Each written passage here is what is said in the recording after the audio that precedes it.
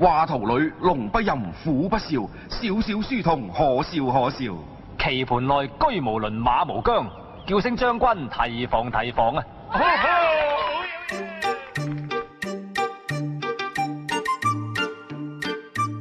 我是來自古代的主持人，聽聞這裏有位詩人實 Q。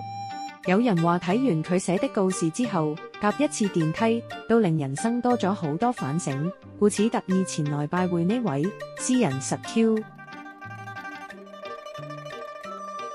大叔就是你嗎？冇錯，小姐，就係我寫。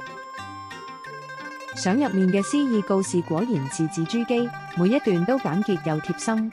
比如新 lift 要珍惜，按掣勿撞擊，做個責任人，安全有學識。又有夜闌人靜搬台凳，輕輕放下要謹慎，跌落地面聲響亮，拖拉音調滋擾人。睡眠時間人平等，甜夢入睡到清晨。連爐火煮食要小心，離開熄火要記緊，都寫得韻味十足。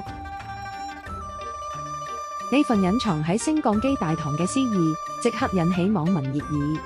有人話好有以前香港告示嘅感覺，值得欣賞。如果香港啲廣告有返呢啲句子就好啦，起碼易明又易記。亦有人感嘆呢一種標語快要失傳，都係上一代嘅香港廣東話文化之一。